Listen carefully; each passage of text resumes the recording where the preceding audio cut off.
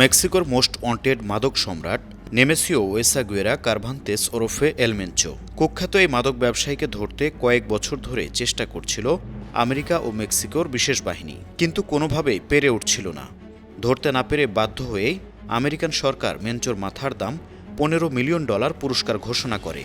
কারণ আমেরিকা ও মেক্সিকোতে অপরাধ ও মাদক ব্যবসার এই সম্রাটের বিরুদ্ধে অনেক মামলা এবং গ্রেপ্তারি পরোয়ানা রয়েছে। তবে দুর্ধর্ষ এই অপরাধীকে ধ্বংস করে দিল নারী ঘটিত দুর্বলতা।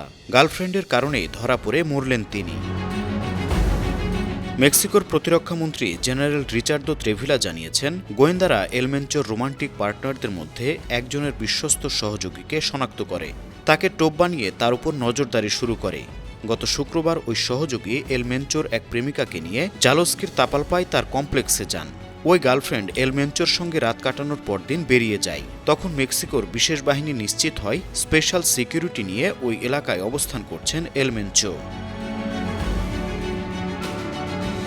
এরপরেই মেক্সিকোর আর্মি, ন্যাশনাল গার্ডের বাহিনী যৌথ অভিযান শুরু করে। তখন দুজন বডিগার্ড সঙ্গে নিয়ে পালানোর চেষ্টা করে এল মেনচো। এ সময় গুরুতর আহত হন তিনি। রাজধানীতে নিয়ে যাওয়ার পথে তিনি মারা যান।